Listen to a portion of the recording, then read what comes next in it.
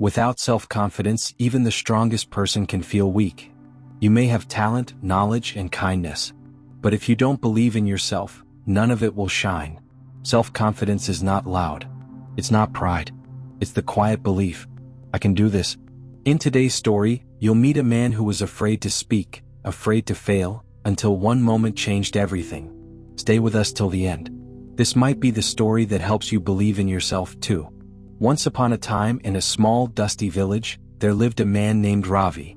Ravi was in his late 30s, kind and hardworking but painfully shy. He worked in a small general store owned by his uncle. Every day, Ravi quietly cleaned shelves, filled bags, and helped customers without saying much. People called him simple or slow. Some laughed behind his back. His uncle often scolded him, "Speak up, boy. You're not a child anymore."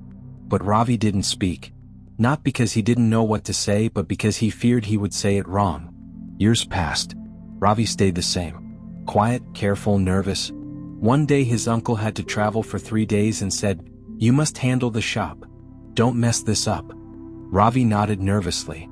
That day a man came in and asked for kerosene oil. Ravi gave the wrong measure. The man shouted. Another customer came to return a damaged tin. Ravi didn't know what to say. Word spread fast. Ravi is running the shop. Oh no. By evening, a dishonest man came and tricked Ravi into giving away 5 sacks of rice. When his uncle returned and saw what had happened, he exploded with anger. "I trusted you. You're useless just like always."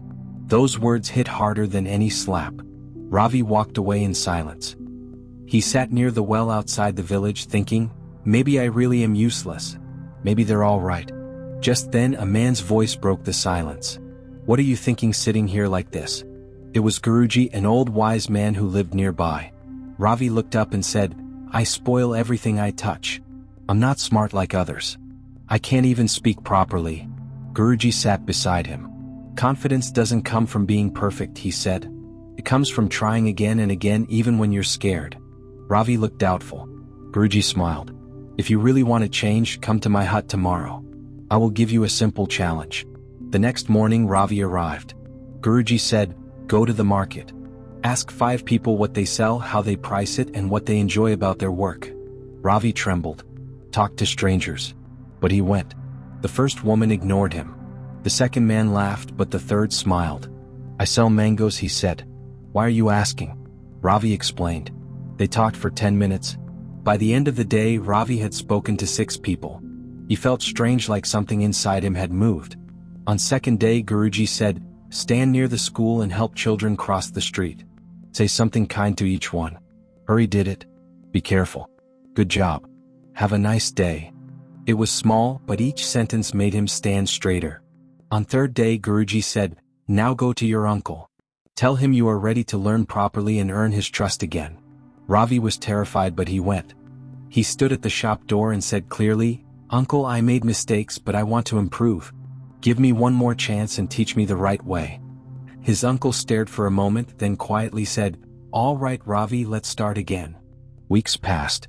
Ravi learned how to speak to customers, how to handle money, how to say no when needed. People were surprised. Is this the same Ravi? He speaks with confidence now. One day, a new customer said, "You run this shop so well. Are you the owner?" Ravi smiled and replied, "Not yet, but maybe one day." Confidence is not something you're born with. It's something you build one step at a time.